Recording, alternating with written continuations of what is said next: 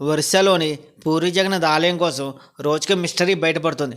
మన హిందూ దేవాలయాలపై ముస్లిం రాజులు మాత్రమే కాదు, బ్రిటిష్ వారు కూడా దాడి చేసి విలువైన సంపదను దోచుకునేవారు. వారి నుండి సంపదను కాపాడడానికి అప్పటి మన రాజులు చాలా తెలివిగా, ఎవరికీ తెలియకుండా గుడి ప్రాంగణంలోనే రహస్య గదుల్లో సంపదను దాచిపెట్టేవారనే విషయం మనందరికీ తెలిసిందే. అయితే బ్రిటిష్ కాలంలో పూరి జగన్నాథ్ ఆలయంలో సంపద జాడ తెలుసుకుని దోచుకునేందుకు బ్రిటిష్ అధికారులు ఎంతగానో ప్రయత్నించారు. కానీ వారికి సంపద యొక్క జాడ మాత్రం తెలియలేదు. చేసేదేమీ లేక అప్పటి బ్రిటిష్ పాలకులు ఒక బ్రిటిష్ ఆఫీసర్ని ఆ సంపద ఉంది అనుకున్న సొరంగంలోకి పంపించారు. సొరంగంలోకి వెళ్ళిన అధికారికి సంపద దొరికిందా లేదా, ఆ అధికారి ఏమయ్యాడు ఇప్పుడు చూద్దాం.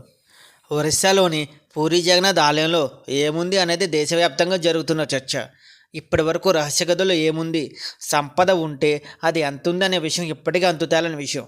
అసలు పూరి జగన్నాథునికి అంత సంపద ఎలా వచ్చింది అంటే, ఒరిస్సాని పరిపాలించిన రాజులు తమ దండయాత్రలో పొందిన సొమ్ముని తమ ఇష్టదైవమైన పూరి జగన్నాథుని సమర్పించేవారు. ముఖ్యంగా అప్పటి పూరి రాజులు కపిలేంద్రదేవ్ మరియు పురుషోత్తమదేవ్ ఉత్తర మరియు దక్షిణాది ప్రాంతంలో ఉన్న రాజ్యాలపై విజయం సాధించి అక్కడ సంపదను బలవంతంగా తీసుకొచ్చి స్వామివారికి సమర్పించేవారు. ఈ విధంగా అంతులేని సంపద జగన్నాథుని సొంతమైంది. ఇందులో రత్న కిరీటాలు, స్వర్ణ సింహాసనాలు, బంగారు దేవతామూర్తులు, ఇంకా అనేక ఆభరణాలు ఉండొచ్చిన అక్కడ భక్తుల విశ్వాసం. ఇదిలా ఉండగా ముస్లిం రాజులు దండయాత్రలు ప్రారంభమైన తర్వాత దేవుని సంపద కాపాడడం రాజుల ముఖ్యమైన బాధ్యతగా మారిపోయింది. ఆ ముష్కరులు బారి నుండి సంపదను కాపాడేందుకు గుడి ఆనుకుని రాశిగదులు ఏర్పాటు చేసి అందులో ఎవరికీ తెలియకుండా విలువైన సంపదను దాచిపెట్టేవారు.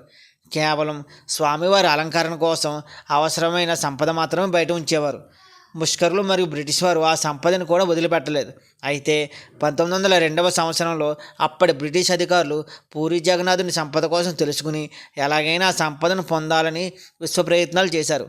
కానీ వారికి ఆ సంపద జాడ మాత్రం తెలియలేదు.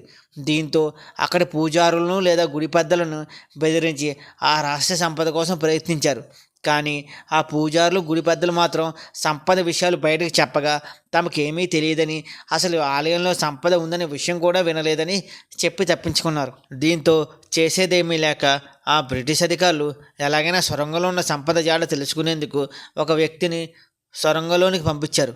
వెళ్ళిన కాసేపటికి ఆ సొరంగంలోంచి ఆ వ్యక్తి యొక్క అరుపులు పెద్దగా వినిపించాయి. మరి కాసేపటికి ఆ అరుపులు కూడా ఆగిపోయాయి. కానీ ఎంతసేపటికి ఆ వ్యక్తి బయటికి రాకపోవడంతో ఆ బ్రిటిష్ అధికారులు నీరసంతో వెనుదిరిగారు. ఆ తర్వాత ఆ ప్రాణభయంతో ఎవరు ఆ సొరంగం లోపలికి వెళ్ళడానికి సాహసించలేదు.